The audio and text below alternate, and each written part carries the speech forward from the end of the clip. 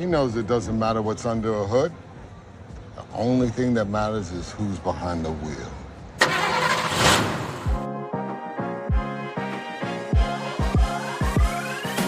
When I flush it, I don't stick divots. But again, with the driver right now, the driver sucks. I tried to activate my glutes the best I could. Most important thing, make sure you fade it. Hello and welcome back to Under the Covers, a golf podcast where we deep dive each week into the latest PGA Tour winners' bag. We're your hosts. My name is Dominic. I'm Matt.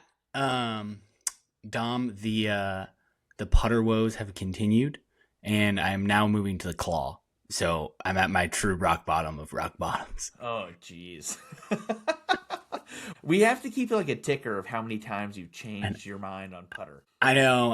I think this is true. You know, I'm hanging out with SpongeBob and Patrick down at Bikini Bottom right now. I'm going through a tough time. It actually is very fitting. Me and Bree, we just recently started watching SpongeBob from the start. She's never seen it. Is there a start, or does it just? Oh yeah, season 1, episode 1, baby. Is there like there's no story? It's like 30-minute episodes, include commercials, so take out 10 minutes, and then it's like maybe 5 to 10 minutes per segment, almost like a skit, and then they switch off. So like the very first episode is him getting the job as a fry cook, and then it goes straight into like the leaf blower and the Sandy Cheeks and all those things, and meeting Sandy. It's a very fun journey that we're on. Different than How I Met Your Mother, but it's close. Absolutely, yeah. Absolutely, yeah. There's no storyline at all, but there's like kind of a storyline. But anyways, yeah. But glad we're here. You might be noticing that our boy Kevin is not with us tonight. He is having a much more fun night where he is on a work trip and he's playing one of our favorite courses, Paynes Valley in Branson, Missouri. Good spot. Big Cedar Lodge.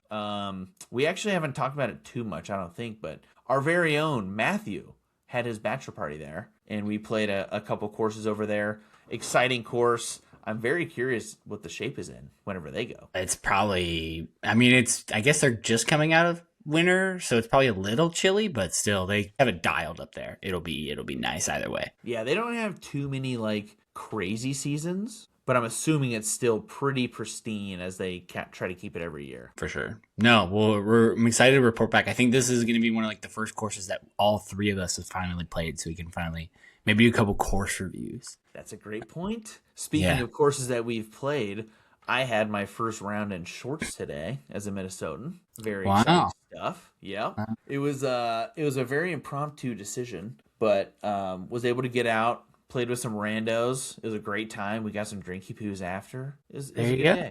That's good stuff. Absolutely. Speaking of courses I've played, let's hit the Houston Open. A little what's in the bag. Yeah, so what's in the bag? Texas Children's Houston Open. That is a tongue twister that has plagued me for 2 weeks now.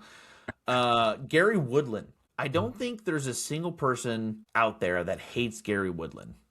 But he is the winner of the tournament this week. It is his 5th career win, which I was surprised to hear that number. I thought it was way more. He is a major winner. He notoriously scores well at Memorial Park Golf Course. If I remember correctly on the broadcast, there was a graphic. It was Scotty, Tony Finau, Gary Woodland, and then one other that I think their average score at Memorial was maybe like a 68, 67. And I wish I would have known that before I made my one and dones. It's a bomber's paradise, man. It's just a big golf course. So it really is. And this man bombs it. He's 42 years old, 41, and he's still hitting 195 ball speed. Which is crazy. Unreal. I think he led the field this week in ball speed. And just a really good win overall for Gary Woodland. For his scores this week, started off strong with a 64 and then a 63, 65, 67. So very low scores with a final total of 21 under. I believe he has a course record with it's Jake Knapp, Scotty, and Tony, all at a 62. And they've all hit at different times. I believe Jake Knapp's was today. He had a 62. Oh, that's right. He did have a really good day today. Yeah. Yeah, he was killing it. But Gary Woodland, he has gone through it, man, and we won't get too much into it because I feel like it's just been all over the golf world these days. But the man had brain surgery in 2023. From that brain surgery, obviously there's a lot of stuff going on in your brain, in your head, in your mindset, and through that process, he's kind of, acquired some PTSD, which is a very serious matter. And it got to the point where he doesn't even like people behind him.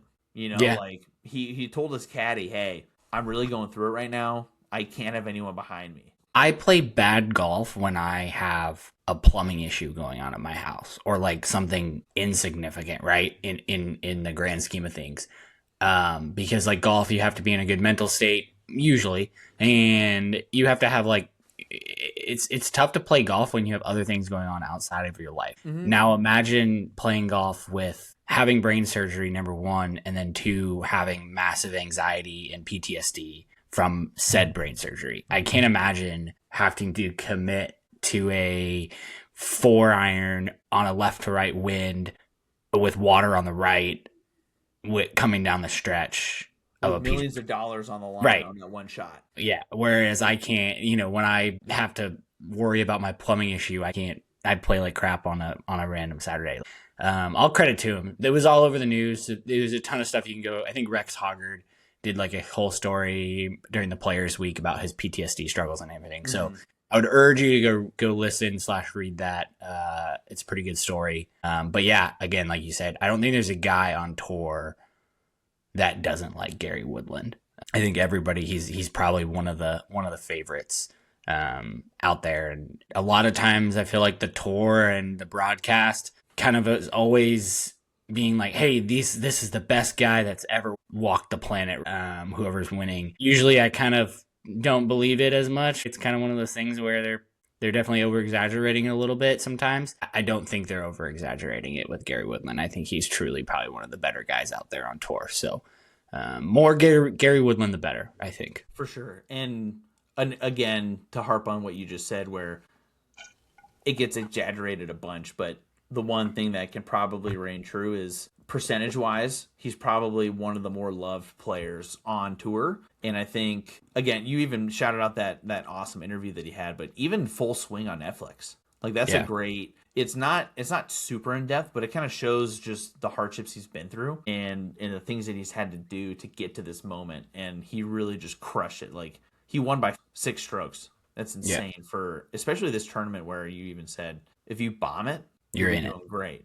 But with all those guys that bomb it in the field, he still destroyed them, which is awesome. Yeah. But I think talking about how well he bombs it, talking about how good of a person he is, I think we can definitely dive in and kind of get a good look at what's under the covers because he has some very interesting clubs. Yeah. I believe we have been looking at some pretty stiff shafts for the last couple of weeks, some of the X7s and stuff. Gary takes it up a notch. Yeah, dude. The driver, he uses the new Cobra Optum. It's a 9-degree head, but it's lofted down to about 7-ish, 8-ish degrees. Who knows, somewhere in there. So basically what that means is Cobra basically built the driver to his specs. And then he plays a Fujikura Ventus Black Velocore 8X, which is insane. So, 80 plus gram extra stiff. That's a stout driver shaft. Oh, yeah. I play a 6X Velocore Blue, and that probably feels like a wet noodle to him. So, and like most guys on tour, they're playing 7 at most. Right. So him having 8 and being 40 plus years old is insane. And he even tips it a few inches. So what that means is he instead of cutting off the material at the back end of the driver, he cuts off the material towards the tip, which makes the entire thing a little bit stiffer. No way. Yeah, pretty crazy. So the way you can tell is if you look at where his Velocore Plus logo is compared to the head. Like my Velocore Plus logo is maybe like 4 or 5 inches above the head of the driver. Mm-hmm. His is like right next to the head of the driver. So it's like that they cut it off, they tip it, which is just another kind of trick that the manufacturers do to make it a little stiffer out there. And he kind of plays a lower degree too, which is... Oh, yeah. Yeah, which is very interesting too, because is that like kind of an old school mindset where, you just grip it, rip it, and keep it low? Yeah, I mean, he grew up in Kansas. Played golf in Kansas. It's not the most calm place in the world. So you definitely get some wind. And yeah, you kind of, when you grow up hitting it low, it's kind of what you feel comfortable with. Also, he was a college basketball player too, so he's an athlete. I think when you see him, he's sneaky big compared to a lot of the people out there.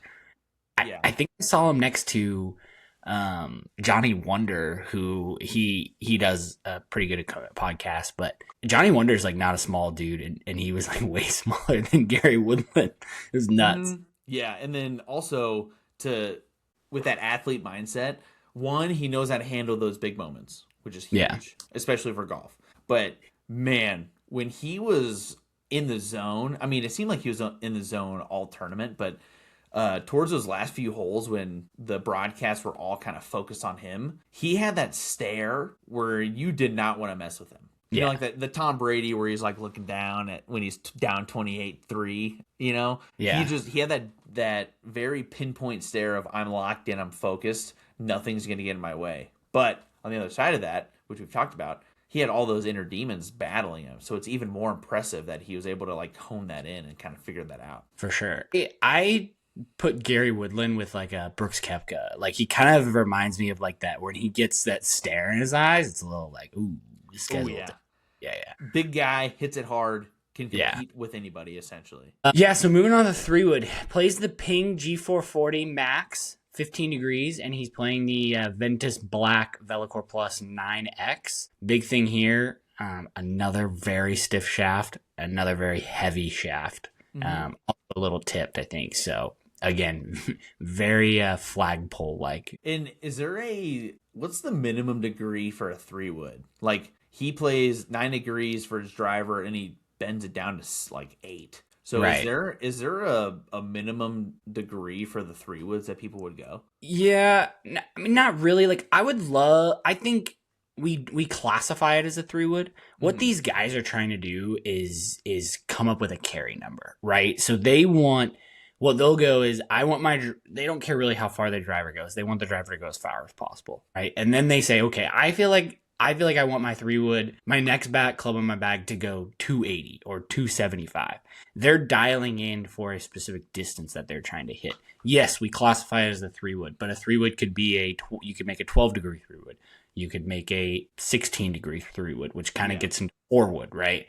It's really just, it's a wood. Now, standard loft on a 3-wood is kind of around 15 degrees historically, but these guys on tour, they're going for numbers. They're not going for, I guess, 3-wood, 5-wood, etc. That makes sense. I guess and that's actually another thing with Gary Woodland specifically is he changed all of his shafts 2 weeks ago, I think, if I remember correctly. Right, yeah, when he started working back with Randy Smith.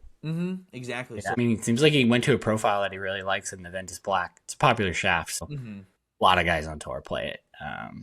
But yeah, moving on to the utility iron, Wilson Staff utility iron.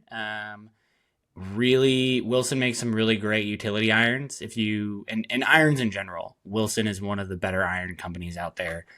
They definitely go under the radar. Not a ton of people play Wilsons. If you remember, Gary Woodland was actually sponsored by Wilson when he won the U.S. Open back in 2018. Still keeps a few Wilson stuff in his bag.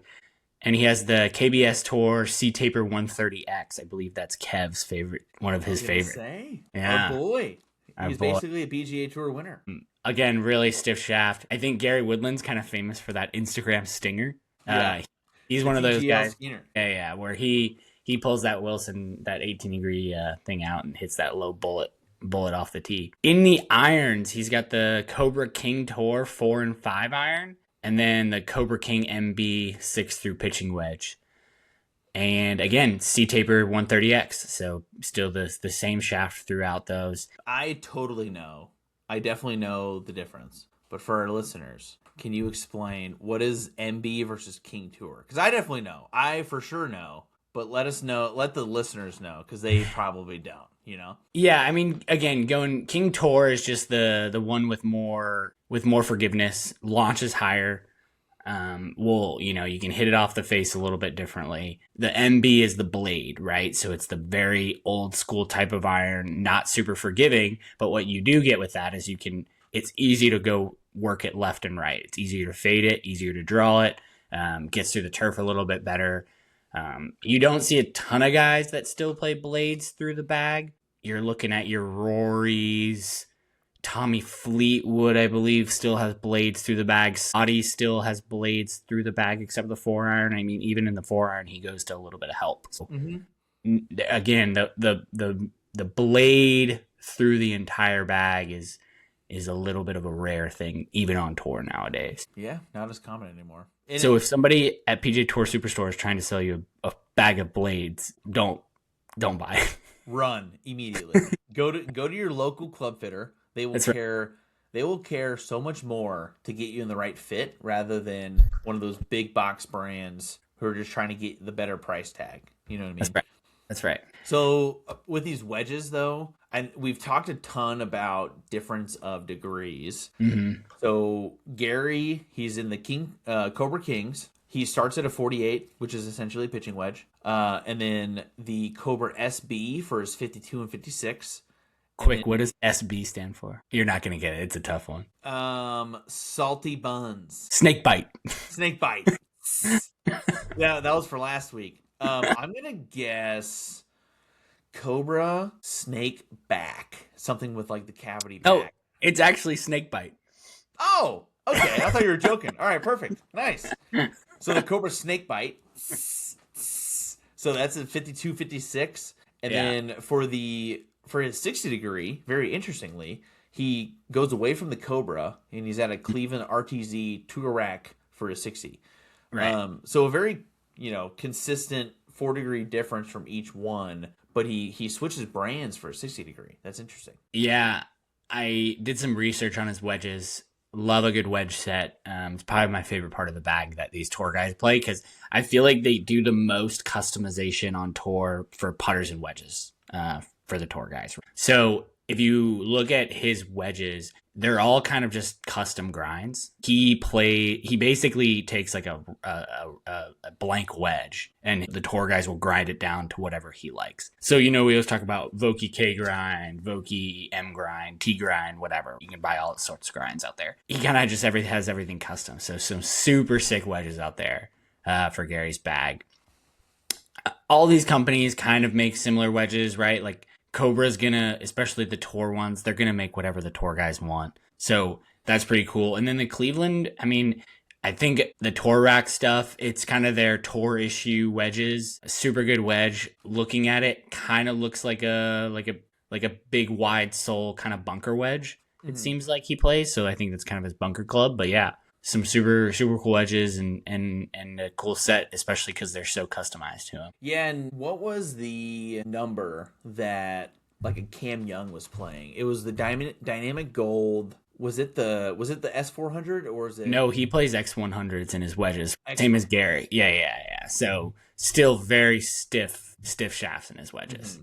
Yeah, but then that 60 degree is more of an S400, so it's a little bit softer. I guess he's not doing full swings of that 60 then. Yeah, it kind of goes back that, not a lot of times you're putting Gary's not putting his full energy into the 60. But again, when you're whatever he is, 6'4", 6'5", and you're an ex-college basketball player, right, and an athlete, you're going to swing hard at the golf ball. That's just a fact. So he can handle it. Mm-hmm. Yeah, for sure.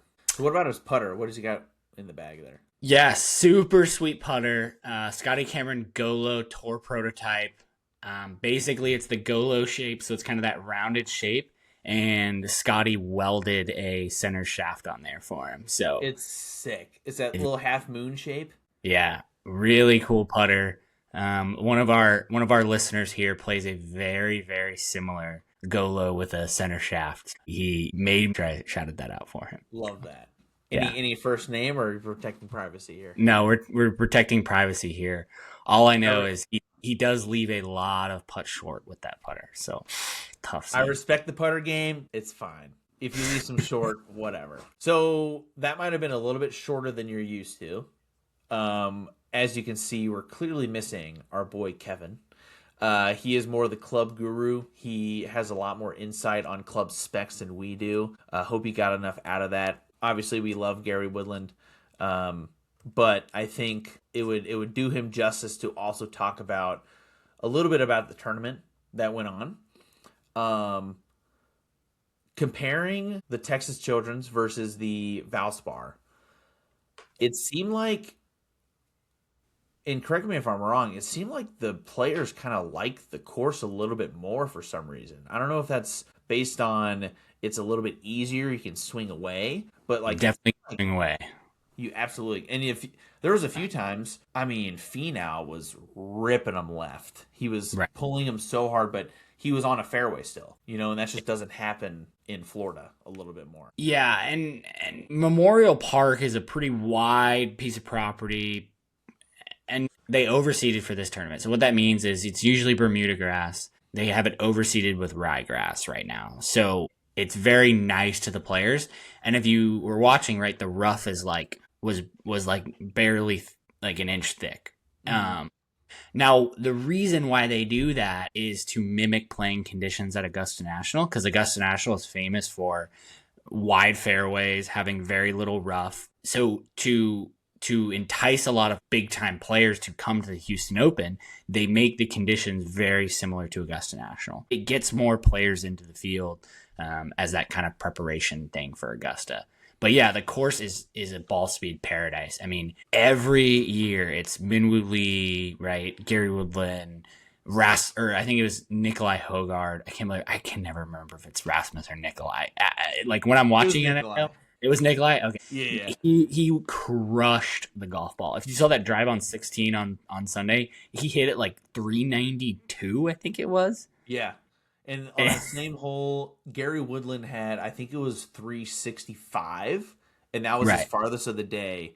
So that means Nikolai crushed it. It was insane. I know.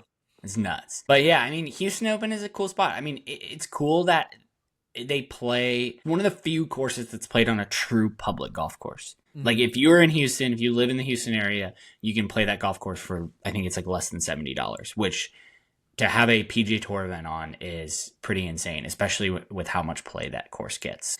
I would hope that they continue to prioritize one of the public gyms out there in the United States. I played it so much growing up. It is definitely like one of those courses that is one of my favorites, even though it might not be the best, right? It's just I have so many memories there. So it's cool to actually see it on tour and everything. I think a good question, and I've talked to this a lot recently, where some people ask you, what's your favorite bourbon? What's your favorite whiskey? What's your favorite glass of wine? What's your favorite this, that? What's your favorite golf course? And I think the best answer is more, what's your favorite experience? So what's your favorite experience with a glass of whiskey? What's your favorite round? Like, I played Pebble Beach, and it was awesome. Insane course. Top 3 course ever. But like one of my favorite rounds was whenever we went to Tobacco Road. You know what I mean? Like that was just such a fun day. So like one of those experiences is top tier. Yeah. So it's almost like Memorial could be that one of your top 10, top 5, even though it's not a top 10, top 5 course. Dom, you're going to make me blush. I know. Don't cry. Don't cry. Don't get choked up a little bit, but it's okay. So, to get a little goofy now. No, so I really like paying attention to announcers during these tournaments because you get little like random tidbits. I was texting you and Kevin about Ricky Fowler, and I was just kind of giggling where it's like, is he ever going to be able to finish? Like he started so strong on Thursday, and then Friday wasn't the best, and then there was one specific instance, 17 tee box. The announcers were talking about the exact same thing, and then they literally said, and I'm quoting here, he's never missed a fairway in all 19 times that he's played this course. And then as soon as they say that, he push fade, push slice right into the water. And not that he hit the fairway or the bunker on that hole. He's hit the fairway every time that he's played this course. And as soon as they say that, boom, water takes him out of like. Yeah, the announcer's first, man. It's real. It's ridiculous every single time. Poor Ricky. I think the last big piece of Houston Open recap is Gary Woodland gets a spot in the Masters. So I don't think he was qualified for the Masters before this. And with this win, he is in the Masters. So super excited to see him in the Masters. I don't know if he has a very good record at the Masters. I don't remember seeing his name up there a ton, but excited to, see him out to the field. Oh, absolutely. And I'm curious how that's going to go. You know, with his history, I'm curious if like maybe because he's won this year, maybe he stops competing as much. I know his big thing now is if he can help somebody that's going through the same thing, then that's a plus. But I'm curious if maybe this could be a swan song, you know, kind of going through all the tournaments, maybe enjoying it a little bit more and then taking a back seat and hanging out with his family. But maybe this could be one of those Masters tournaments where he kind of just lets loose. Yeah.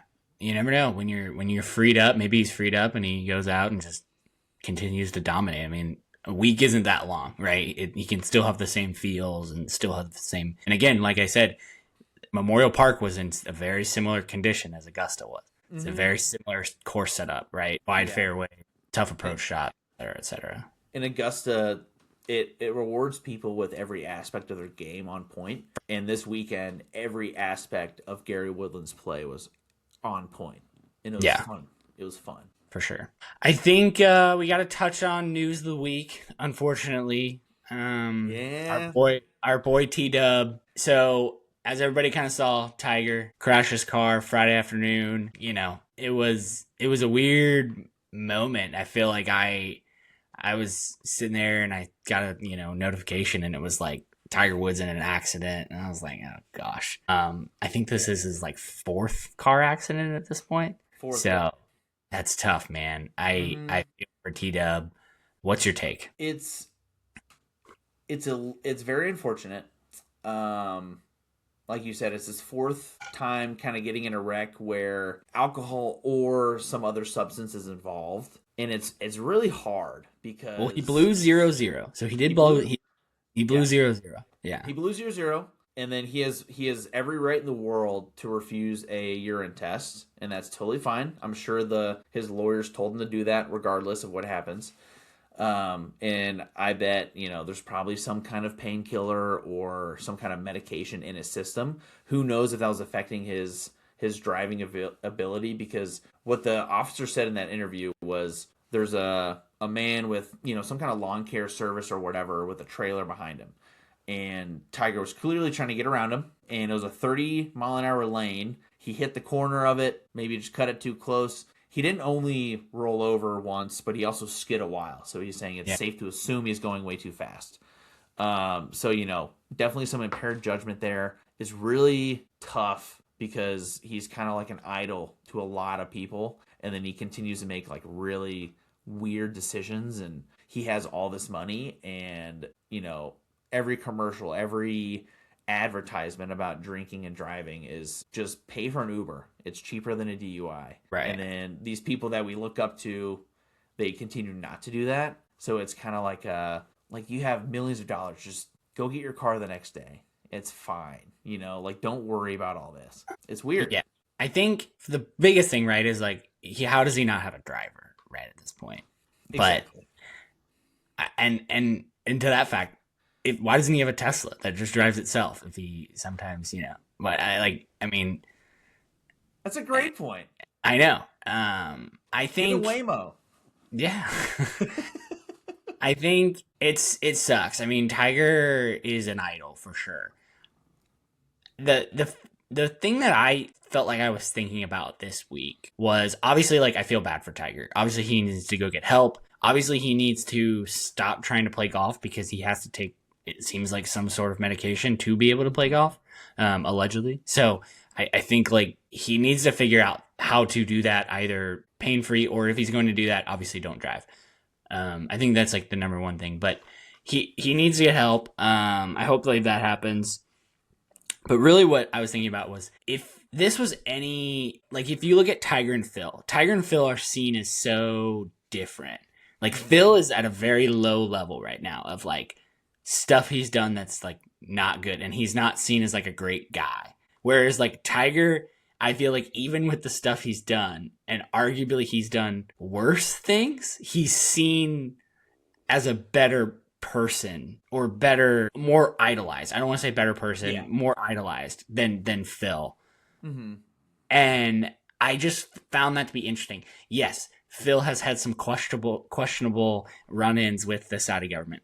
Yes, Phil has been snippy with reporters. So has Tiger. yes, Phil has done some weird stuff allegedly with the stock market recently. Allegedly. But like we see Tiger at this weird different thing. And I'll be honest, like I'm going to the Masters next week and I was amped to go see Tiger. Like that was I'm not amped to go see Jordan. I'm not amped to go see Rory. Like I'm excited about that. But like the one thing on my mind was I've seen Tiger once in person before. At the Waste Management Phoenix Open, and my thing was I'm gonna get to see Tiger one more time, right? And maybe my last time I've ever seen Tiger in person. And I thought that was like the first thing that popped in my head was like, man, I'm not gonna get to see Tiger at the Masters anymore. It's just crazy. I feel bad for him. Mm-hmm. Yeah, that's a big thing. Same thing with over the years, a kid, his first NBA game is with LeBron. And then LeBron's taking minutes because he's trying to kind of, limit his time and get that thing. But with Tiger, this was it. I don't think he comes back for another tournament after this. Like, he was saving himself. He was building itself up. He had that little bit of test on himself for a little bit of competitive golf with TGL. And he played, competitive. He played well, I would say. He didn't shoot too many shots because they got smoked. But he had some great shots, He looked pretty good. I was even debating on coming on here and saying, like, why isn't the PGA Tour just letting him get a golf cart for being handicapped, like the Champions Tour? But now it's, it's kind of a moot point where he doesn't have that luxury. He's kind of he's painting the PGA into a very tough corner to deal with all this. If you look at the history of the best athletes, Tom Brady, let's put Brett Favre in there. Yep. Even LeBron, MJ, Tiger Woods. Nobody retires gracefully, and they all do it in their own little way.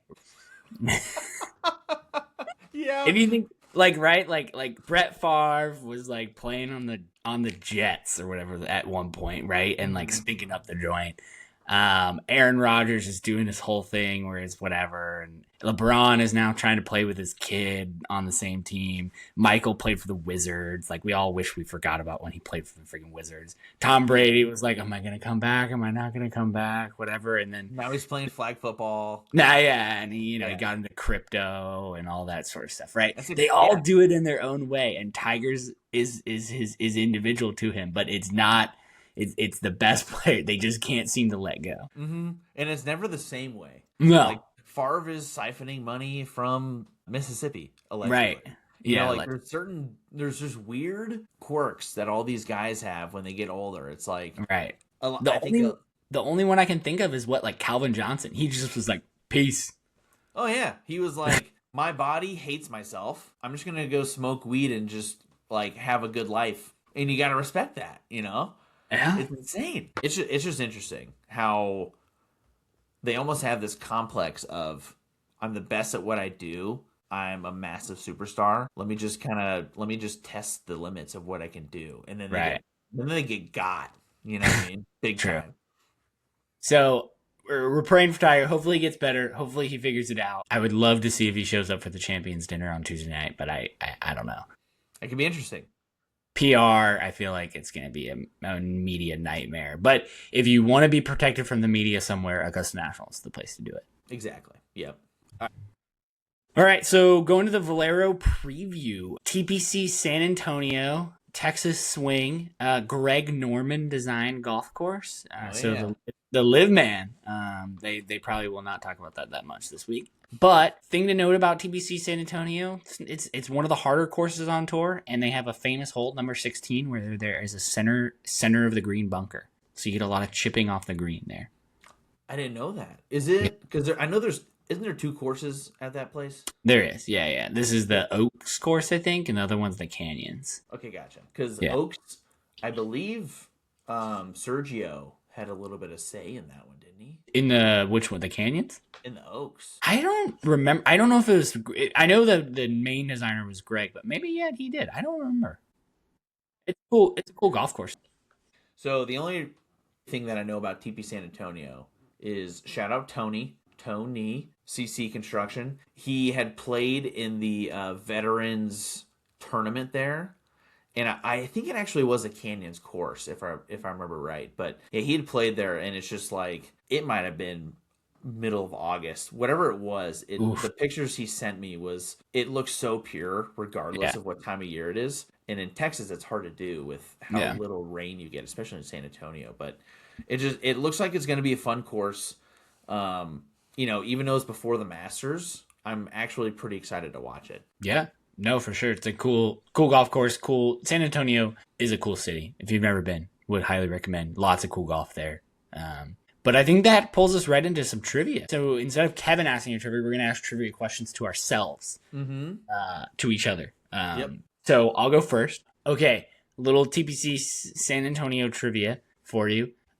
Somebody at TPC San Antonio recorded a 16 on hole number 9. What? I'll give you 4 people, and you have to tell me who did it. Because if I just let you guess, I don't know if you get it. It's a tough name, but I'll give you 4 people. You tell me the name. Okay. Gotcha. Okay, I'm ready. Aaron Wise, Sergio Garcia, Kevin Na, Matt Every. Okay. I was trying to watch your face to see if you gave it away at all, but you really didn't. It was impressive. Okay, so Kevin Na, Matt Every, Sergio Garcia, Aaron Wise. I don't know much about Aaron Wise. I was gonna ask when it was, but that could potentially give it away. A 16? He put down for 16. Oh, jeez. Using deductive reasoning, let me tell you my thought process. Okay. I think Matt Every, you pull that out of your hindquarters because we've talked about him before. We have. I think Sergio, you prepared this question, so there's no way that you would know about that I was going to mention Sergio. But that could be a funny one. Oh, jeez. No, give me Sergio. Is it Sergio? No, it's Kevin Na. No, it was. Dude, he went into the woods and was just hacking it out of the woods and missed the ball a couple times. Oh. And then he was like on like a Friday, I think, and he was like, well, I'm not making the cut anyway, so he just continued to try to hack it out. A little tin cup situation. Give me the ball. Oh, Kevin, that's tough, man. Okay. God, I haven't seen much of Kevin Na. I did a couple walk-ins. Well, I didn't wear my Ironheads hat for Kevin Na. He's no longer part of Live. I wonder if he's ever going to make his way back on the PGA Tour. I hope so. It'd be fun to see some more walk-ins. Just some absurdly confident walk-ins. I don't know if Kevin Na's who Brian Rolap's going for on this new PGA Tour. I hate to tell you. That's true. Okay, so my question, I don't know if this is a good one, but I'm just going to ask it anyway. So this person, he won this tournament. And when he won this tournament, it was his last chance to qualify for the Masters. Who was this person? And I will give you a hint. It is 2010 and on. So it's within the last 16 years. This guy won the tournament, and it's what brought him into the Masters that same year, that next week. Akshay. No, it was older than him. I'll give you this. It was in the 2010s. And I'm asking this question because you and I love this man. And I don't know if that's going to give you enough hint or not. We love this man. Who won the Valero Texas Open? I'm giving you between 10 options. 2010 to 2020. Okay. Man, I don't remember a lot of golf back then. I feel like. I do, but not a ton. Yeah, it's not often when you see a guy who, throughout these last few tournaments, it's like, this guy needs to get T60 to be able to qualify. He needs to get T10 to qualify. Yeah. So this man, we would classify him as mayor of Tempo Town. Jake Knapp. No. Corey Connors. Oh! You dirty dog. The Canadian fiend. Yeah, it was 2019 when he won this tournament. Okay. And then that next week, he was able to play in the Masters. That was a good one. That was really, that was good stuff. And I was like, it's not quite Kevin level. Again, we miss him. We need him on this pod to be complete. But yeah, it's a fun one. And we'll see if we need to chug when he gets back. But I think it's a good segue into our one and dones. That's right. So, as you know, if you haven't checked it out yet, we had Kenny Riley of Gimme Golf Club on last week, and it was an incredible episode. But we kind of extended our one and dones to our guests as well. And I think what we're going to do moving forward is each guest that we get, we're going to average out their placement and then compare it to our average rather than addition, because, that just wouldn't make sense. So to start off, Kenny, as elite as he is at club knowledge, he is also elite at one and dones. He chose Minwoo Lee this week, who had a T3 placement, which it kind of makes sense. You know, he won previously. He hits the ball a long way, and this is the perfect tournament kind of get your swing back in check when you're trying to hit the mess out of the ball. But yeah, he was doing just that. Ended up having some really, really good rounds moving forward. So Minwoo Lee, T3, Kenny Riley currently leading the one and dones for Under the Covers. And then we get to us. Matthew, you decided to go a little bit off the reservation and went with Mr. Toasty. Alejandro Toasty. And Put some respect on his name, Dom. You're right. I don't know. His game did it deserve respect? Who knows? He missed the cut, which honestly, I don't know much about Alejandro Toasty, and I apologize if you're listening. Please don't hurt me. Just the fact that Matt chose him, that's how I knew you were gonna miss the cut. Just saying. He ended up at 108, pretty good. And then Kevin, I think he strictly went on placement for World Tour ranking. And I think he was top 30 at the time. I don't know what he is now. It's probably lower, but he also missed the cut. And he ended up getting 89th place. And that was Mr. Gerard. So a tough showing out of the two. And then I don't really know what else to say. I'm trying not to be like rude about it, but man, I'm kicking y'all's ass. I had Tony Finau. I'm going with more bigger names. Y'all are going like so niche. We don't have that many tournaments to choose from. So I went Tony Finau, previous champion. He was looking very good. He was kind of in that top 20 range most of the weekend. And then last round, I believe he was even par, something like that. But in this kind of tournament, this kind of course, even par is not going to get you many places. So he ended up being 39th place. So not too shabby, not too bad. Our guest, his first placement is T3. It's going to be hard to kind of follow that up for our next person, but very good for Kenny there. Matthew is at 387. It's still early. There's a lot of tournaments left. It's a tough week for old Matty Poo. Kevin, he gets down to 250. Okay. With Gerard going at 89. And then I finally hit that 3-digit mark. I'm at 119. Killing us. I know. I was really hoping he would stay under 20 so I can stay under 100 after mentioning it last week, but I did call it out. You know, I thought it was coming. But anyways. So that'll get us to our picks this week. So we have a write-in from Mr. Kev himself. He sent me Maverick McNeely for Kevin's pick this week. Ooh. Yeah, so a little Mav McNeely. Wild Maverick. That's Top Gun. All right. Yeah, that's fun. I like that pick. I like that pick. He's been pretty solid lately. No, he's a good player. He could be on the Ryder Cup team. I can see that. I am going with Mr. TGL himself, TGL superstar, Jupe Link's ace in the hole, Tom Sim, baby. Tom Kim. Give me Tom Kim. That's a wild pick, and I hate it, but I'll cheer for you. Tom Kim. Do you think he's gonna like get mad at his competitors for not giving him putts? Or he could. Here's my take: is he's gonna think 16 with the bunker in the middle is a TGL hole, and he's gonna play really good. Except what's gonna happen is the person behind the scenes isn't gonna hit the hole-in-one button whenever he hits a shot to automatically give him a hole-in-one. So he's going to get really mad. But I still think he's going to play well because TPC San Antonio is kind of a tricked out golf course. So it'll feel like TGL for him, you know? Yeah, for sure. I like that. Okay. I really have no idea who to choose. I'm just going to go with a guy who I've seen in the news a lot. Not in the news, on the scoreboards a lot. And I pronounced his name flawlessly last week. So give me Adrian Dumont de Chassard. Oh, wow, that was you practiced that one. That was good. Hell yeah, I did. You kidding me? I'm not gonna get made fun of again. Yeah, I think he's just like kind of the young gun. He hits it far. He plays well. He's got control of his stuff. He's on the tee sheet. That's a good plus. Good. For old, That's a win. That's Yeah, it's a good plus for old Dommy Poo. But yeah, I like Adrian this week. Yeah. All right. I think that's it. I think that's all we got. Yeah. Beautiful. I think we got some Masters specific podcasts coming up over the next 2 weeks. So make sure you're subscribed and everything, because we got some cool Masters stuff coming. Some insane takes that I think we all have we're thinking about. We got on, and then might try to do a little debrief post Masters practice round, a little live from situation. So live from Augusta, baby. We'll see how it goes.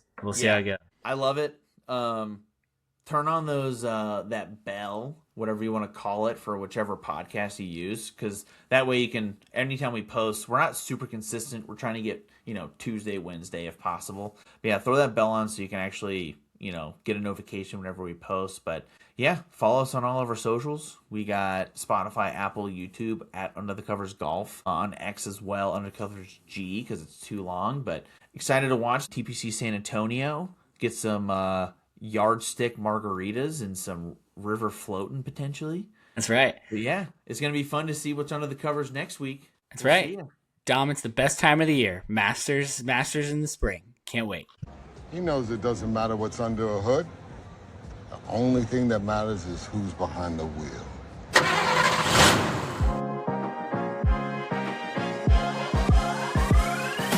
When I washing it, I don't stick divots. But again, with the driver right now, the driver sucks. I tried to activate my glutes the best I could. Most important thing, make sure you fade it.